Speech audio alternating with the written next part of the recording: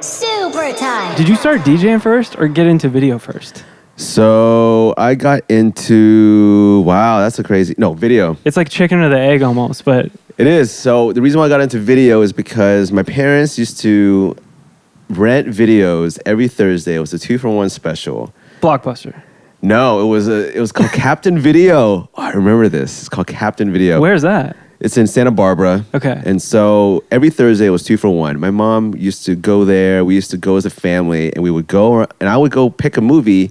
The parents pick a movie. So kids pick one, parents pick one. Then we'd watch it as a family. And I didn't think about it then, but now looking back, like that is how I connect movies is with family. Crazy. Yeah. Yeah. That's awesome. So I started making videos with my mom and dad's camcorder. Little JVC, little mini DVs. And about how old were you? I think it was 14. Yeah. I remember this. It was freshman year in high school or something like that. And I was just creating weird like music videos, like in sync music videos. Like me and my cousins would make these really stupid music videos, but it was the start of my music video. Thank God we didn't have the internet. Oh God. Could you imagine? It was bad. All the NSYNC cover videos that would be online right now. Oh Lord. Forever. And the funny thing is that those were the days where I was wearing really baggy pants and bleached blonde tips, and I was looking super fresh. That's the early 2000s aesthetic, man. Everybody had that shit. Everybody had that shit. I remember I dyed my hair blonde and I had to shave it off because it looked fucking terrible. So then I just had a shaved head that was bleached. Yes. Yeah, so you were like Eminem. Essentially. Yes. Yeah. I wanted to be. Yeah. And you were a rapper too, so it was just perfect. Yeah, I was. But you filmed on the camcorder. Yeah, I was on the camcorder. So that was technically before DJing. Yes. Interesting. I thought it would be the other way around. And the crazy thing is that I took an Adobe Premiere course when I was a kid. It was in high school. I remember it was at City College. It was in the summer. And I took Adobe Premiere way back in the day, like late 90s. Really? They even had that back then? I always remember this because I also took a Photoshop class. Yeah. It's crazy. I was kind of ahead of the time because I took this Photoshop class and... You're looking around. I'm pretty fucking prolific, bro. Yeah, whoa. Because I took it with a friend of mine, and I pulled this prank on the class where everyone was showing like what they made on Photoshop. And then I did like something stupid, like a really funny, like little, like, I think I either drew a penis or someone pooping on something. And I photoshopped it, and then they were going through all the class stuff, and they showed this picture. People were like, "What is this?" And people started laughing, and I'm like, "I'm an idiot. I'm this fucking goofball." But yeah, so I started, Adobe Premiere, camcorder, making little videos before I DJ'd, and that's when I started dancing. I was before all this, I was the dancer. I did not know that. Yeah. Crazy. What kind of dance? So first, when I was young, my mom signed me up for this contemporary dance class back in Australia when I lived in Australia. Of course you lived in Australia. I didn't know any of this shit. Yeah? Oh, Yeah, shit. that's nuts. Bro. So I was born in the Philippines, moved to Australia when I was 3. Wow. And I grew up in the down under Yeah. for about, it's like 6 years. And you didn't carry the accent over. No, mate. No. Kept it But you can still nice do and it. real. You could still do it though. Maybe. My name is Mitchel. I'm from Sydney. And I enjoy videos and DJing. Amazing. Yeah, so when I was in Australia, my mom signed me up for this contemporary dance class, and my little brother and older brother laugh about it because I was wearing this like all silver outfit, had silver face paint. I was doing these like contemporary dance moves, and Contemporary is what exactly? I would say, well, back then contemporary was like in the 80s, so it was like expressive dance, and it was very artistic and jazzy. It's more of like interpretive dance almost? Interpretive dance. Got you. That's what it really was. Got you, yeah. And so I remember doing that. That was my whole foray into art. And I was like painting when I was in junior high. But then when I got into high school, went through a whole what is it called? Identity crisis. We all did. I was like a punk rocker, listened to ska, and then like I got into hip hop, and then I got into raving, and so I started making videos during this time and got into DJing because I was like, oh, I want some kind of outlet, and I saw DJ Qbert at Audiotistic in 1998 or 99. So when I got introduced into hip hop, into DJing, I got introduced to the rave culture. So it was this crazy like fork in the road of like my life. They're actually very parallel because I think that EDM and hip hop has really shaped me a lot. Like EDM, well, we're not even going to say EDM. This is before EDM. Yeah, I was going to say, it's way before that. Yeah. Electronica. Yeah. Remember Electronica? That's when it was like... It's like pump up the jam. Tektronic? Yeah. All you had was techno and trance and house and drum and bass. Yeah. That's all you had. Or jungle. You don't have like, what is it? Like future bass or deep future house. All the subgenres of everything now. Exactly. Yeah. But yeah, so I got into video before DJing. Interesting. I did not expect that at Crazy. all. I know. Yeah, that's cool. And when you were going through this time in your life, how was it being a Filipino and now Australian American at that time where I was a white kid growing up and I loved hip hop. Mm-hmm. And for me, it was like white and black. Yeah. And I didn't even think about you growing up being who you are. Yeah. So you're not even in the spectrum. I know. It's just kind of, you're just in there somewhere. Yeah. What is that like growing up? This is a very interesting and deep conversation because I like this because this is what I actually want to create into a movie, which we can talk about later. Yeah. Because when you're growing up in hip hop, you only see black, Latino, and then white rappers because the Beastie Boys. And Asian people or just Asian Americans and just even, Pacific Islanders, you never had really any representation. So the only representation we had was in DJing, really, and breaking, like b-boying. Right. And maybe graph writing, you know. So Qbert to you was like, whoa. Yeah, that's the reason why I got into DJing is because like it's a Filipino guy doing it, so I got to do it. That's rad. So that's why I think that DJing to me was my creative outlet in a culture that didn't allow me to be a rapper. Totally. And so I was like, all right, cool. If I'm going to be in hip hop, I'm going to be a DJ because I feel like that's the only way that people could respect me with my slanted eyes. So yeah, no, you get a lot of discrimination. I mean, this is for sure. This is definitely like a topic that people don't talk about. Because like even these days, right, with 88 Rising, like and Dumbfounded, and even it's not hip hop, but like BTS, you know, like K-pop. Like Asians are relatively, accepted to be pop or hip hop stars. But then back then, I remember when Jin came out. Jin was the only Asian rapper. Yes. Ever. And I don't know if you guys remember this. He was killing. He was 106 in Park, Freestyle Fridays. That's right. He would destroy battle rappers left and right. And they would come out with all these Asian like stereotypes and discrimination. And he would just be like, I'm just going to rip into you and just show you that I'm just a talented MC. And so when Jin came out, that's when a lot of Asians were like, oh, cool, the Asian MC. But after that, wasn't really anything that you could really attach yourself to when it came to the Asian image, because there's even this group called the Mountain Brothers. Okay, Mountain Brothers, I think, was one of their like up-and-coming Asian hip-hop groups, ahead of its time. Really dope beats, amazing lyrics.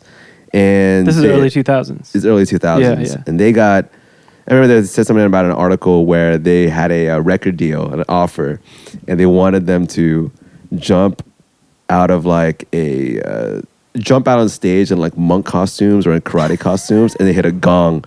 Something crazy like that. Just something so racist. Yeah, this is early 2000s. Blatantly racist, okay? Yeah. So let's get real here, okay? So we're gonna change your name to the Kung Fu Crew, and we're like, you're gonna be called Ching Chang. Seriously, what we're gonna have three members, dude? Ching Chang and Chong. Oh man, that's what we're gonna have here. It's so terrible. But that's how I felt when I was growing up in hip hop was, all right, you're a DJ, you're Asian, you're a DJ, dope. But rapping, you're not allowed. You can't rap. You guys can't rap out anything. You don't have any struggle. I'm like, okay, let's talk about this here. Like, what are you gonna rap about, dude? Yeah, you can rap about anything, really. Now, that's the funny thing is, when we were growing up, it wasn't like that. Mm-hmm. You couldn't be a rapper if you were any other ethnicity than black. Yeah. Straight up. Seriously. Let's talk about that. It was nuts. Yeah. And then Eminem came out, and he was, because the Beastie Boys were always like, they were rock and roll in a lot of respects. Mm-hmm. So they were rap too, but they were mostly alternative. Yeah. And then you had cornball shit like Snow and Vanilla Ice and blah, blah, blah. And it wasn't really until Eminem came out, I feel, that it could be done. Yeah. Because it was so good. Yeah. Yeah. So. And that was during the time of, remember, Fred Durst. And Limp Bizkit. Yeah. Which was fire. And do you remember that's when it was rap rock. Yep. And I think it's coming back. It is. Dude. I'm just like, I love the cycles and I love talking about this because remember Kid Rock? Yeah. Oh man, he's terrible. But he's apparently, well, he is like a really dope DJ.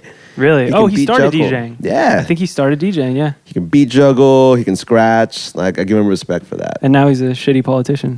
He's a politician. Dude, he's like straight up running for fucking Senate or something in Texas or some state. I forget what state it is. Yeah, that's what happens, man. Like, shit. Like, people get really popular and then all of a sudden they think they can get into politics. Why? Kanye West shouldn't be even close to being president. I mean, saying this, looking at who our president is right now, but what the fuck, dude? Yeah.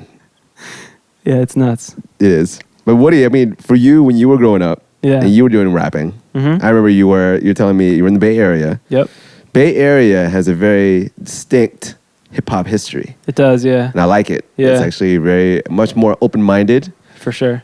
It can get into the point of like being very political, which I loved. Yeah. And but remember, I don't remember back in the day of battle rapping. There's a lot of good battle rappers. Yeah, battle rapping was amazing. I used to be so into battle rapping. Yeah.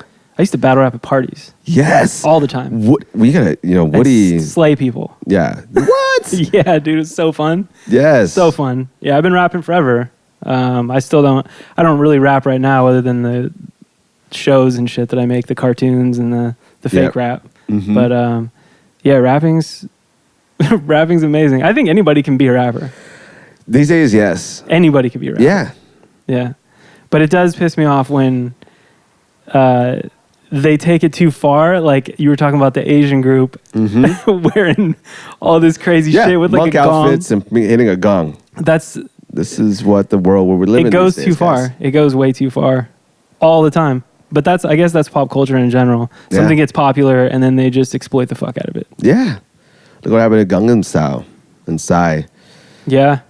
And like now, what's interesting now, YouTube has made it easier for Asians and Asian Americans to express themselves and be themselves. And you can see different types of YouTubers like Ryan Higa, Freddie Wong, JK Films. There's a lot of big YouTubers now and Instagrammers and influencers that are Asian American. So it's cool to see that. 88 Rising and that whole crew love what they're doing. Even with DJing, from like Toki Monster to Afrojack.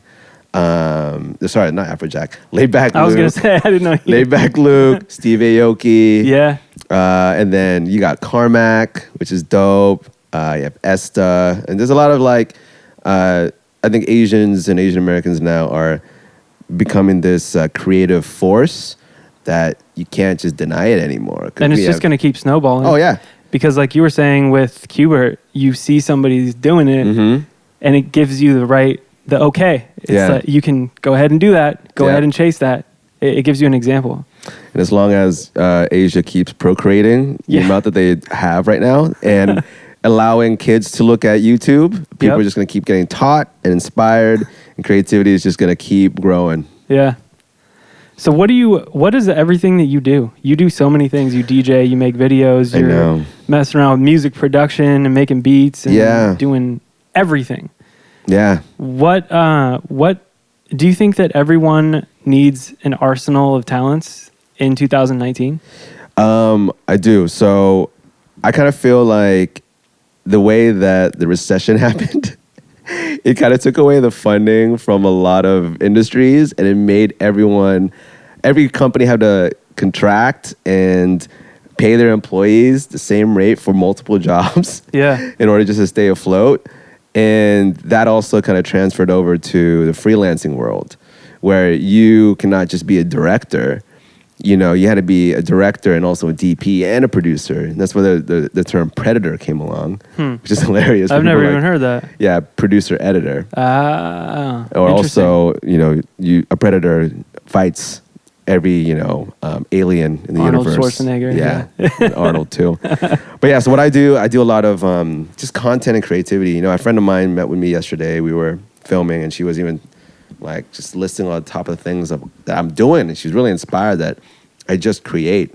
And so I direct, produce, film, and edit videos, and film and content. So filmmaker, videographer. So I create videos. I also DJ. So I've been DJing ever since I was 15, over 10 years now.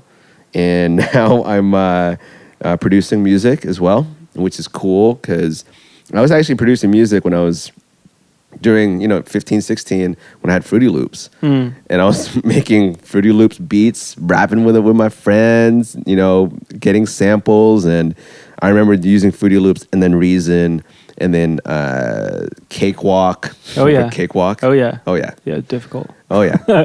So then I got all into that digital, music production. And then I got into college and I just went straight film and DJing and music production went to the side.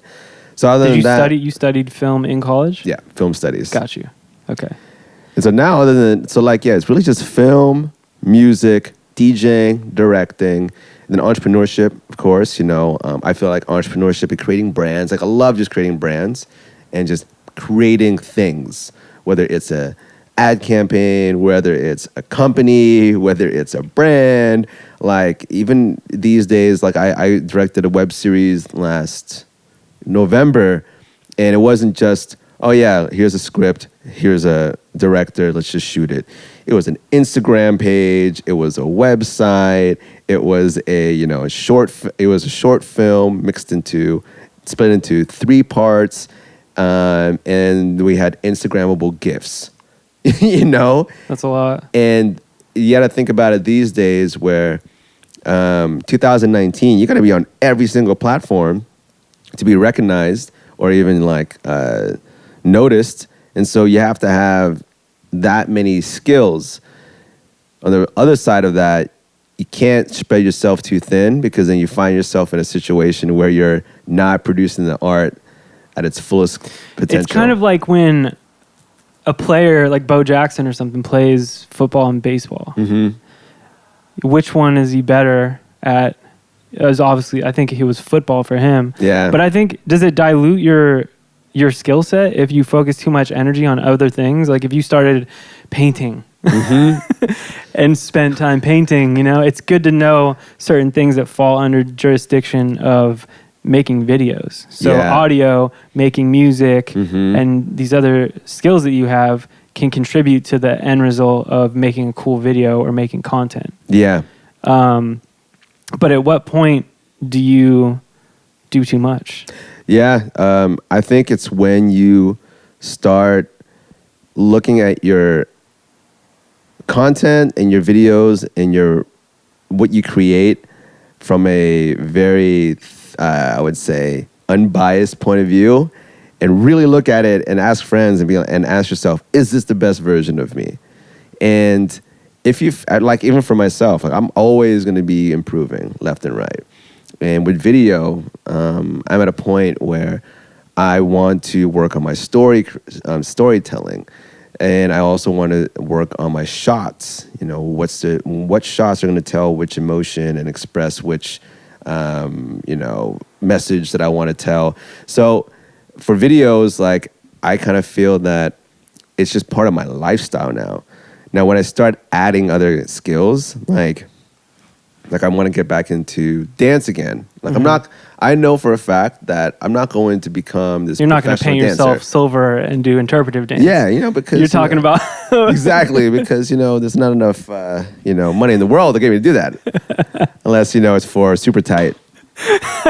I need that picture for the episode. Oh, dude, I'm gonna send it to you. For the cover of this episode. It's pretty funny, and I'm in a trash bag. It looks like a silver trash bag, bro. And I'm like 7 years old, and I'm like, wow, this dance teacher just put me through this, and I'm gonna live with it forever for the rest of my life. Yeah. But yeah, man, I honestly feel like I'm at a point where I am filmmaking. I was gonna say filmmaking and DJing and just creating brands, which is weird. I don't know how to explain it. Like, the creation of a company or a brand or of like an online like platform, whether it's like an Instagram page or I just want to throw up like photos of my socks. Like I'm at a point where I just need to create. But if I want to master, I need to work on that mastery. I want to work on my craft. Like I'm putting seriously 8 hours a day, every day of the week. Yeah. If not 4 hours a day on video.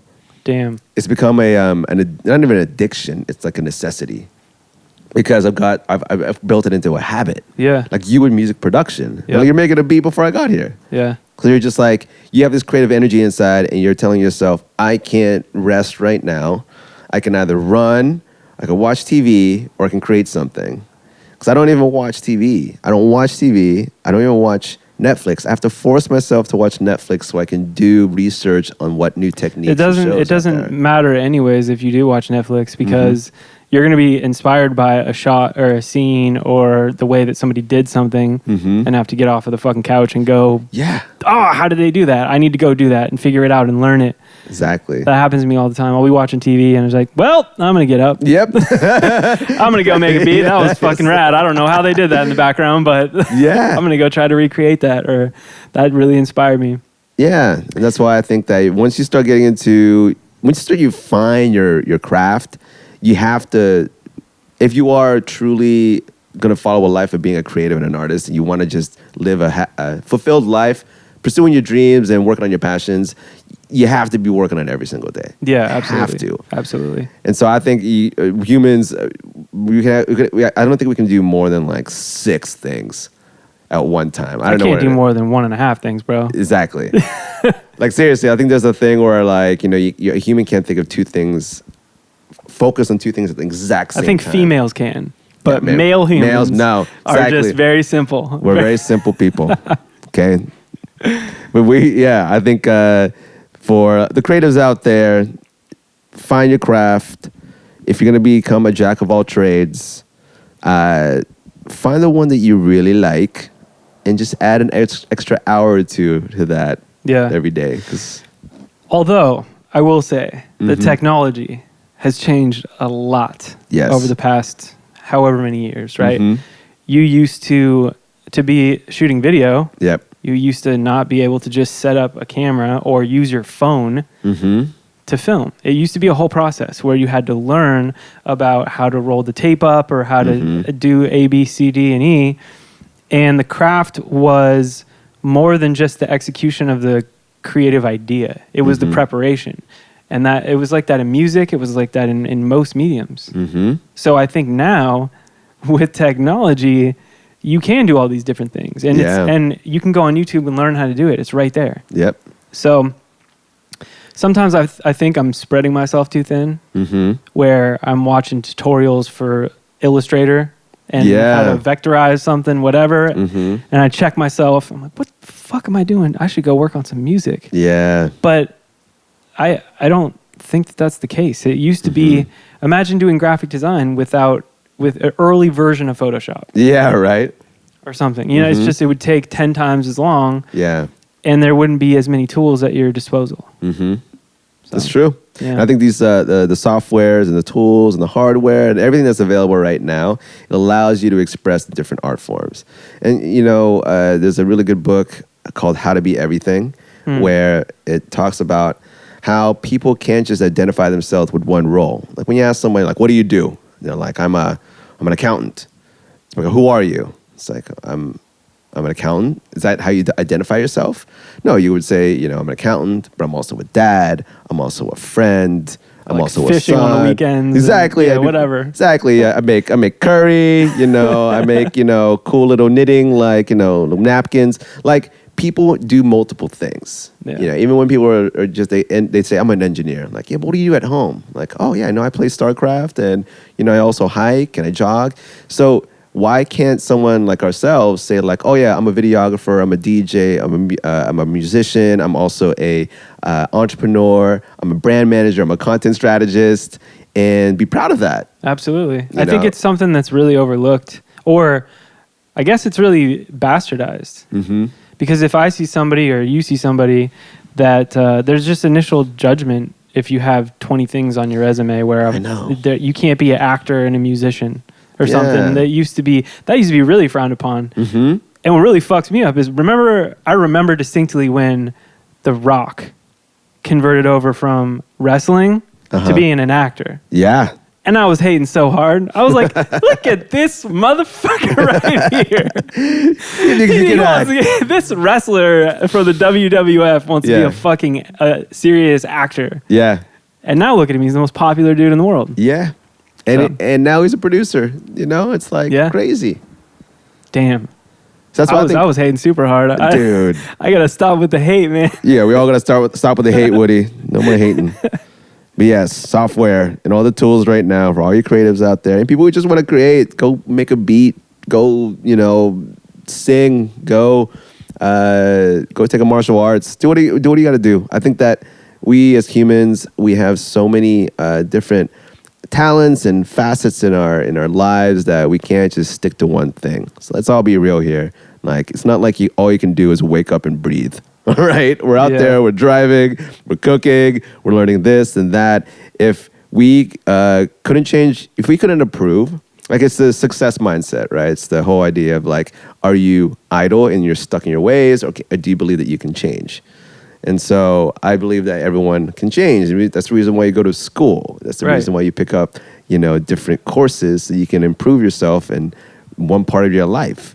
So everyone has the capacity to change. So everyone has the capacity to learn a new skill. And everyone has the capacity to express their talents. Yeah. So now we have all these different things. And don't be afraid. Don't be afraid to put shit out. And you have to put shit out. Yeah. Too. That's another thing that holds people back. Mm-hmm. Is they'll create something and they don't think it's good enough, and they'll just throw it in the corner and it'll never come out, and they won't learn from that experience of whether it's just posting a picture on Instagram or releasing a song or putting out a video that you made. Mm-hmm. Do you have a bunch of videos that you've never released? Yes. Really? I actually, this is a good convo because it goes out to all of the videographers and filmmakers out there, because I think that a lot of filmmakers and artists in general get stuck in their head and want to put out something that's perfect. I remember when I was starting off with video, I have this YouTube channel called Strive TV, and I was a producer. So I used to produce. What a producer is kind of like the head man, like the coach of a production. That's a good way to put it. So what we do is, the producer is like, okay, cool, we need to get the director, we need to get the cinematographer, the writer, financing, the location, put that all together, make a video or a film. So I realized, oh man, I want to direct, I want to make something happen. So I couldn't hit up my friend all the time and say, hey, can you film for me today? Because I feel inspired. And I had so many of those situations. I had to buy a camera, bought my camera, and just started shooting. And I was shooting horribly. I was bad, and I'm from film school, so it just looked bad. And you were so ashamed. Oh, it's bad. And I would upload it, right? And I would upload it to my YouTube channel. It's still back in the day, and this is on my personal page. And people used to say, why are you posting stuff that you're not really proud of? And I was telling people that I like to keep a reminder for myself and others that you can always improve, and that I'm not going to put it up, because if I don't put it up, I'm going to start hoarding all of my content and no one's going to see it. And I'm not going to feel proud of it in the future, of saying, look how much I've really improved. Look what I've created.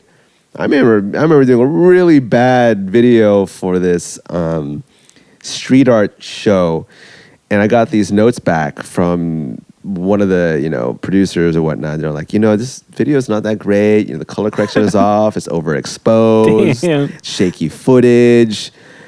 And I got really defensive. I didn't write it back in an email to my friend. I was like, they don't know what they're talking about. They suck. They don't appreciate art and hard work. Then I took a very unbiased. So you took it really well. Yeah. The great feedback. Yeah. Like, fuck these guys.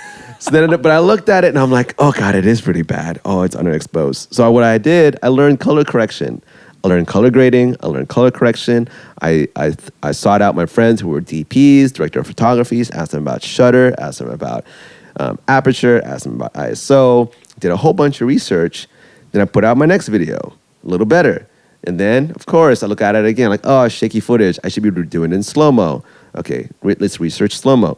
So when you start putting stuff out, I think it gives you a reference point of what your talent was at that point of time.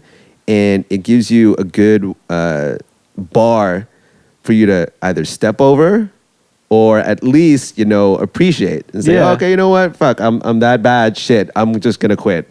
But you never would have got that feedback. Yeah. Ever. Unless I put it up. Yeah, and you would have waited. It's like you're 7 months pregnant and you just never give birth. If you don't release anything, you're just walking around waddling. Yeah, it's just fuck, I'm gonna birth it pretty soon. Exactly. It's gonna happen. Oh man, can you imagine that? Just 5 years of a baby in your stomach.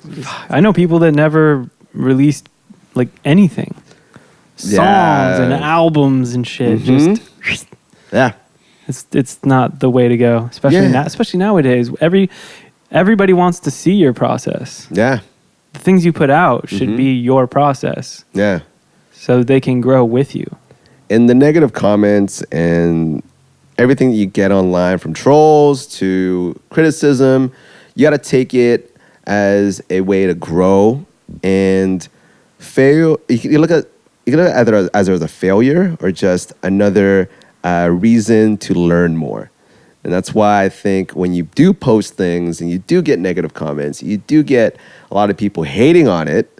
I get this so many times, like back in the day, even now, that I learned, okay, this isn't something that's palatable to the general public, and it's probably got some flaws that I've overlooked. I'm going to take this criticism. I'm going to kick a heavy bag really hard, let it all out, and then really look at it from an unbiased point of view and judge myself critically and say, okay, I need to improve. Absolutely.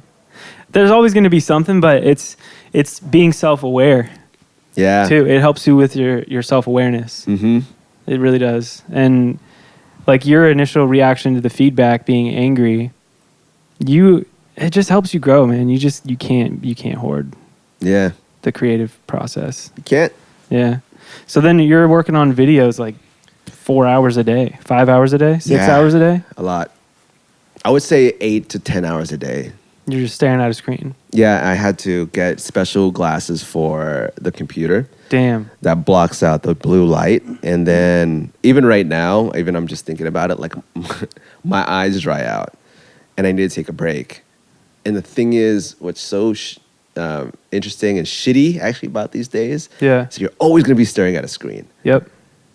Like even like until they put it in your brain, I know you're gonna be staring at a screen. Like I was like, okay, I'm going to take a break from editing. I'm just gonna make some phone. I'm gonna make some music. And I'm like, I'm gonna be staring at another screen. Yeah. I'm like, you know what? I'm going to watch some TV. Oh, another screen. So now when you take a break, just go outside and go out in nature. And that's the other day I went to Mulholland Lookout and I drove. Went up there, 30 minutes, just looked at nature. That's awesome. That's like, you know what? No more screens. Yeah, it's just bad. I think there's a correlation between being creative and exercising too. Yeah. Something about that. Mm-hmm. The best time I've ever had when I was making music is when me and my friend had a setup in his garage and there was a basketball hoop in the street. So we get bored of making music and we go shoot hoops. Wow. And when we got tired as fuck from shooting hoops, we go back to making music. And when you get back to the making music, you have a fresh perspective on everything. Yeah. And so, yeah, when I get my big warehouse, my mansion and shit, I definitely want to have a gym. Like you were talking about, just punching the bag and then going back to it. Yeah. There's definitely something to be said about that. It used to be smoking cigarettes, but now it's working out. Yeah, I think there's studies about it too. Power poses, or the way that your body and how your blood flows, everything about your physical, I would say, stature is right now, how you're sitting, how you're standing, really does translate to your creative output and your work, and just the way that you feel. You know, like even when you're sitting down for long periods of time, like you need to just get up. Yeah. And I think there's also, I forgot, it's either, I listen to a lot of audiobooks. Yeah, me too. What are you listening to right now? Right now I'm listening to The Untethered Soul. Haven't heard about it. What is it? It's a great book. It's about knowing who you are really spiritually. Like if I was to ask you, who you are you going to say, I'm Woody? Like, okay, well, what if you weren't named Woody? Who really are you? Like, oh yeah, I'm a musician. I live in Los Angeles. Yeah. But what if you weren't a musician? What was before you weren't a musician when you were 1 year old, when you were born? So like in my past life, I was like a squirrel? Yeah. So tell us about, and what it says is that all the things in life that bother you, that you worry about, it doesn't matter because you as just a being or a soul exist. You just exist. Yeah. So if someone stubbed your toe and you're angry about that, someone stubs your toe. If you stub your toe. You stub your toe. Who stubbed my toe? Motherfucker stubbed my toe.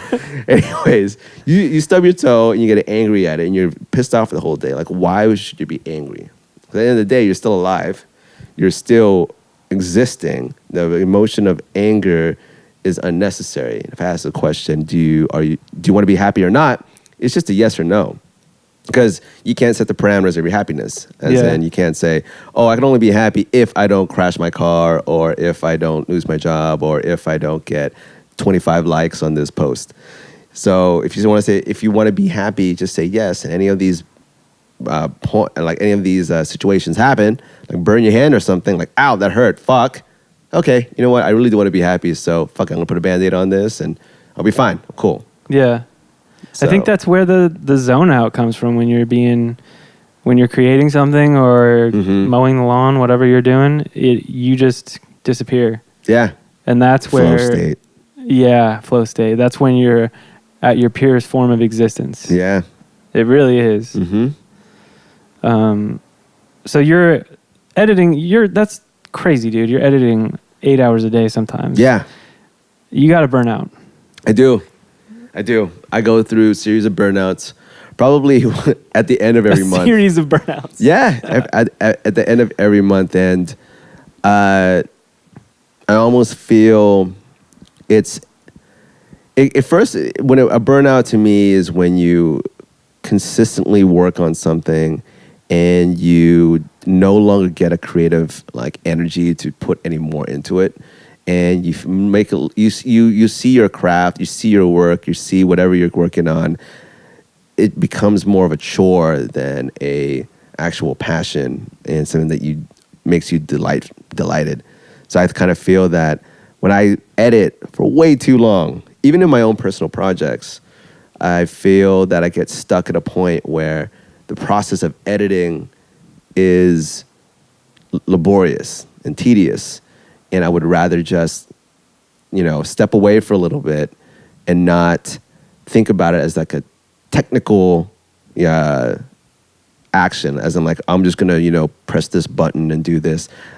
When I start looking at it more as I want to just create this awesome looking video and these visuals by adding this and that, the technical fades away. Yeah. And you find the technical. Yeah. That's why YouTube and online courses are amazing, because you can just, whatever idea comes in your mind, you can say, okay, I want to look that up online and see how I can do that.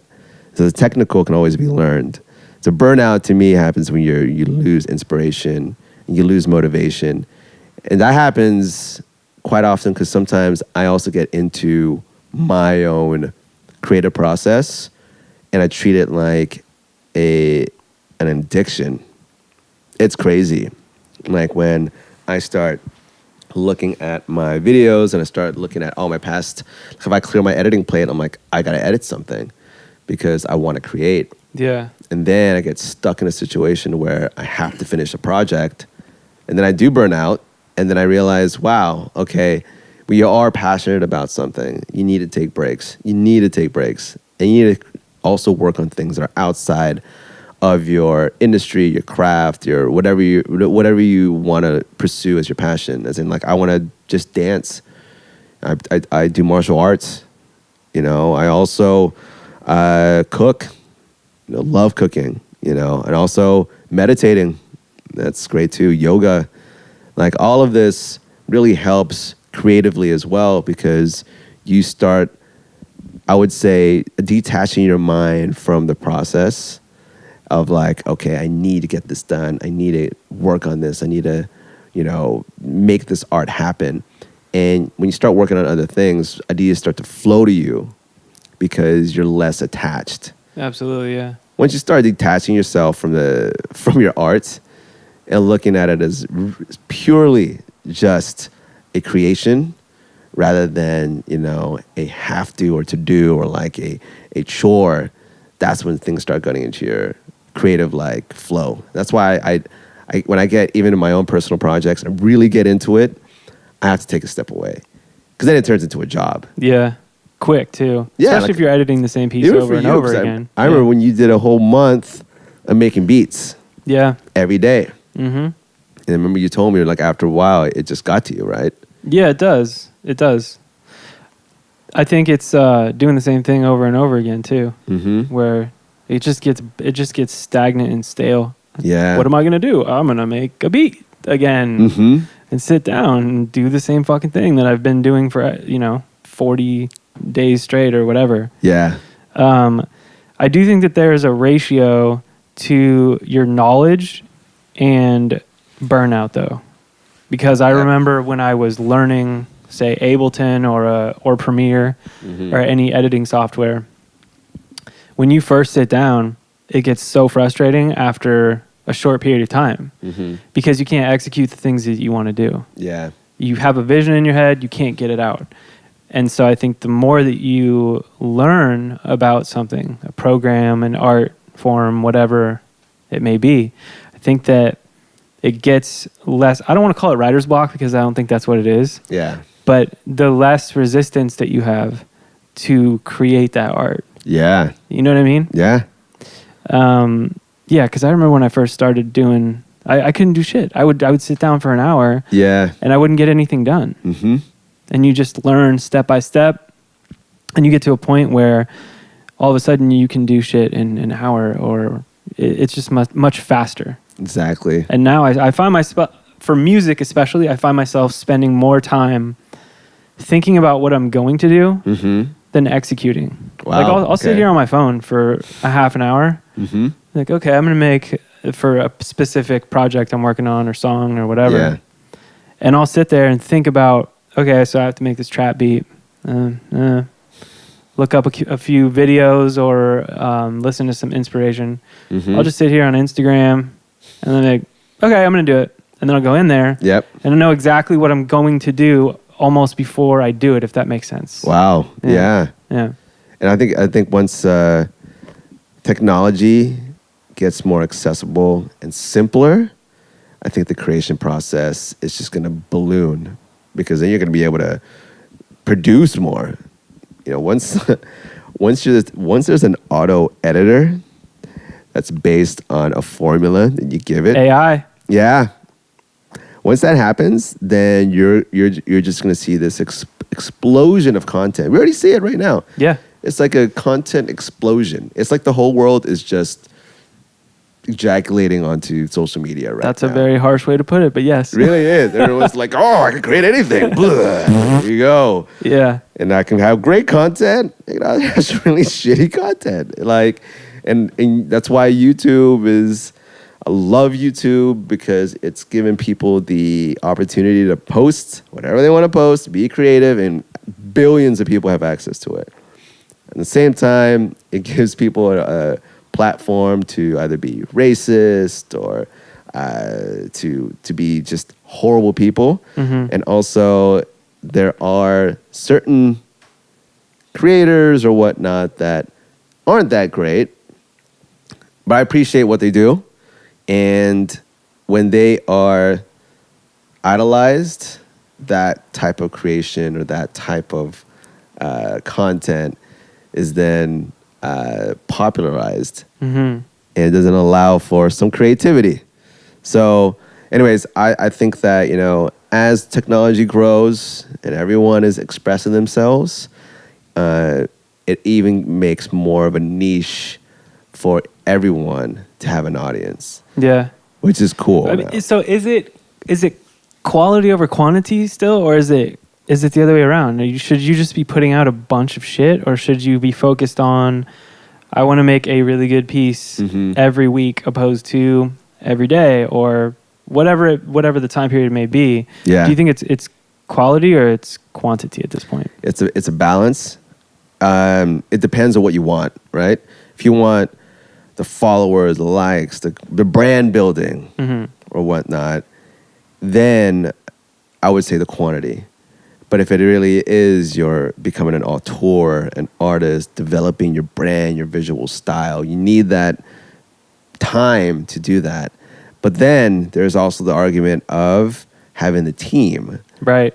So if I was, of course, the day that I make, enough money that I can hire 8 people to handle my social media updates, my social media content, and be like Gary V, then it's easier to have quantity and quality. Because then you are compartmentalizing and delegating to people where you can offer that.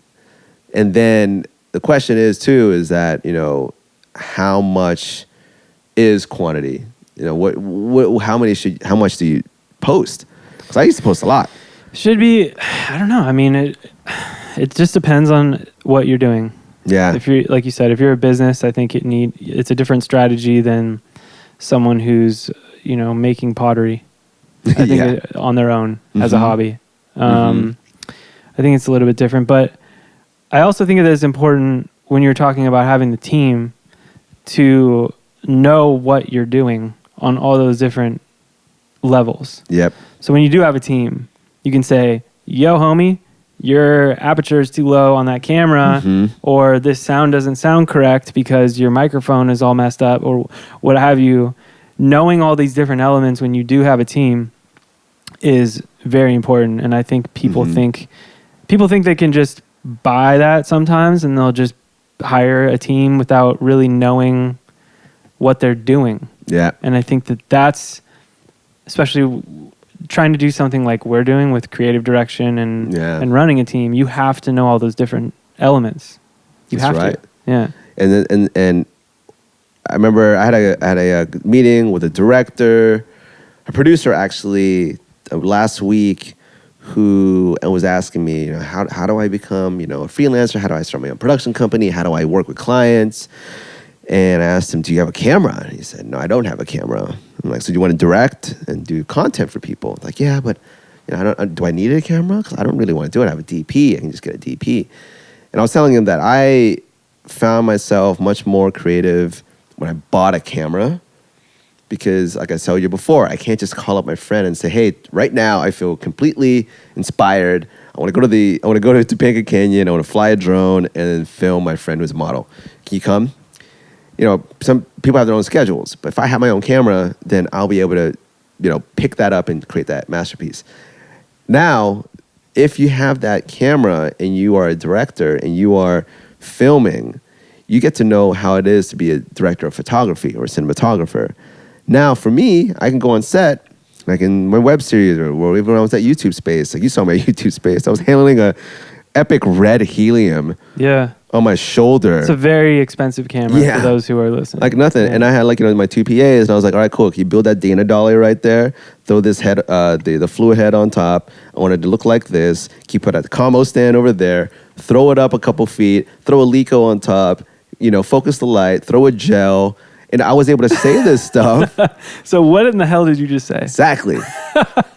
I wouldn't have known this stuff if I didn't pick up a camera. Because you're prepping the camera, you're prepping the lighting, you're prepping the set, you're prepping the actors and people that are in the scene. You're doing all of the different components that go into making a video. Yeah. It's even for music production. It didn't used to be like that. No, it didn't. At all. Before, it used to be, I am a director. Right. I am a director. All I do is direct. I have a vision. Exactly. I come in on my director's chair. No one touch me. Bring me my coffee and rub my feet. Exactly. That seriously, that's what the director. I remember when I was growing up, I'm like, that's cool. I'm gonna sit in director's chair. I want to be a director. I'm just gonna boss people around. Now I'm like, oh my God, I'm filming. I'm doing sound. I'm doing lighting. I'm like production designing. I'm like, and I actually like it because I have so much control over things. And now I can just tell people, oh, okay, cool. Yeah, just set up that lighting here, this configuration, this configuration. So now you have more control. Because then now if I'm on set, I'm like, I want to light them a certain way. I want to get these shadows. I want to get this movement in the camera. And I want the actor to do this. It only happens if you actually do it. Right, and what you're talking about. You have to know what you're talking about because you can't explain it in the terms that needed to be translated. Yeah. Within the industry. Yeah. There's so many words and there's so many different tools that you can't just say, this looks fucked up. I don't know what it is, but this doesn't look good and we should probably fix it. Can someone give me a cappuccino, please? Yes. Almond milk, thank you. That doesn't work anymore. No. It's fix the lighting, it's too warm or it's too cool or whatever. Fix the gel on the light. So yeah, that's awesome, dude. It also comes to like when you work with other creatives as a business owner or just as like, someone that's giving notes to someone else. I know you've probably experienced this. Yeah. When you send out a track or a pitch deck or a video and someone's like, I don't like how it looks. Can you take the car away in the background and then remove, that person's logo? What do you get in, I'll tell you what I get with music, but what do you get? What feedback like that do you get from clients? Oh God, my favorite is like for video. It's like, can you Photoshop that out? Oh my God! And I'm like, yo, it ain't video shop, exactly. Bro. So it's Photoshop, and there's video. So what you can do in Photoshop, can't really do it on video. But you can go fuck yourself shop. Exactly. Those are my favorite. My notes are like, can you Photoshop that? I'm like, oh my God. Like, do you understand like the amount of frames? There's 24 frames per second, just letting people know. There's 24 pictures per second. Hold on, let's break this down real quick for everybody. So go ahead and break it down. For traditional film, 24. So traditional film is 24 frames per second. That's how cinema looks when you go to the movie theater. But now, 30 frames per second. It's like TV. And a frame is a picture. So every second, there's 24 pictures that all go to make 1 second of video. That's right. Yeah. And it actually happened to me when you work with After Effects and the whole idea of a DI, a digital intermediate. They do that work of comping out or compositioning out imperfections in a scene. A friend of mine used to take boom mics out. And what you have to do, frame by frame, you have to clone stamp. Wow. I know if you use, there's all the creatives out there. So at the end of the day, what we're trying to say is that when someone who doesn't know the medium or the art form gives you a note and is the authoritative figure, you either have to educate them or you just slap yourself in the head. And probably a little bit of both. Exactly. Yeah, but most of the time they mean well, but they don't know how to explain it correctly. Yes, and that's why when you do know when you do know your craft, you know all the different departments, you're able to give notes to people, and you know the limitations and how much work it's going to take, and what is actually needed to be done. Yep. To get the look you're going for. That's right. Yeah. That's right. That's awesome. And what are you working on right now? What's the current Mitch swag vibe? So current Mitch swag vibe is that I have my own production company. So We film videos for clients and brands. We do everything from music videos to branded content. Same time, I have my YouTube channel, Strive TV and Rave Train, which are still active, and so I'm creating content for that. But really, what I'm focusing on right now, which is like my bread and butter, are videos, video production, and I am creating a feature film that will talk about DJing and being an Asian American in the early 2000s, and so I'm writing that script. Will you have bleached hair in the movie? Oh, there will be bleached hair, long bangs, visors, Jinko jeans, Tommy Hilfiger and Nautica shirts. You just laid it out right there. Oh yeah, with 1999 Civic Si body kits and Nokia 3510 phones that flash. Justin Timberlake. Yes. Not Justin Timberlake because we can't afford him. Exactly. But Justin Timberlake. Yeah, I really want to create feature films. This is why I got into videos, into films, because I want to make a movie. And music, man. Exactly. And music. Yo, the audio aspect of video is so important. Yeah. Not just music. Foley, sound effects, all that shit. It's so overlooked. It is. I think it's still so overlooked. It is. And what I really do want to do with this film is, because I'm a DJ and I produce music, is I want to make it a visual mixtape. That's tight. It's just everything is just gonna flow. That's how I treat every single one of my videos. It's gonna flow. So I'm working on that feature film. A friend of mine is also attached to is writing this script for a movie. Wants to attach me as director. A friend of mine, we've been working on a script together for another short that I want to work on. It's going to be an action film. So I really want to bring up my action chops. I already have that casted. I'm probably going to shoot it next month. And my whole thing this year is just to up my game when it comes to my video quality. I want to do national commercials. I want to do TV, and I want to direct feature films. And do you think you can do that with a DSLR? I think you can. Yeah. I feel it would have to be done in a way where you have to have the right resources, story, and shots. Yeah, and for those listening, a DSLR is a cheaper camera. Yeah. Not a $30,000, $100,000 camera they use for filming big time movies, but just the stuff that vloggers use and shit like that. Yeah. The technology's gotten really good on the DSLR front. Yeah. And I think it's possible. I think so too. Yeah. I'm gonna do it with my Panasonic GH5. Cool. My Atomos Ninja Inferno. But I'll get myself a Rokinon Cine Lens kit. And you can just make some really cool stuff with that. Yeah. And you can make a movie for about you can make a movie on your fucking iPhone. Yeah. To be transparent. But the things that you were just talking about, you could make a movie. What do you think the budget is for if you wanted to make a movie? 10 grand. You could do it. You can do it for 10 grand if you have your actors for free. Right. And you do it all in daylight. Yeah. And it's the sound, whatever dialogue or sound is minimal, and you have a really good story. So great actors, good story. Sound is great, so get a sound guy. Great camera, and shoot it in daylight. Fuck yeah, 10K. Yeah, or 5K. You can make a movie by yourself that's a silent movie I can make in the daylight. I can make a feature in 5K. Oh, absolutely. Oh, yeah. Absolutely. It'd be starring Woody. It would be a pain in the ass, though. It'd be me and Woody. Do an interpretive dance. Exactly, in silver. And we're going to be rapping with bleached blonde hair. That's how we do. That's amazing. Because we just do it. Bruh. Just do it, bruh. Just do it, bruh. Last question. Yes. I really enjoy this. What app would you recommend that people download? Whoa. Wow. Okay. Let's see. It could be anything. It doesn't have to be creative. It doesn't have to be video. It doesn't have to be music. It could be any app. Huh. I would. Oh God. So this can go on so many levels right now. It's gonna be. Can I look at my phone? Yeah, go through your phone right now. It can't be Tinder. I was gonna say Hinge, but no. Let's see.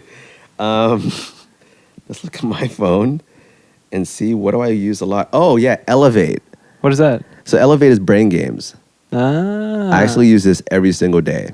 So Elevate is a app where you play different types of games, but it helps you with reading, writing, memory, articulation, speaking.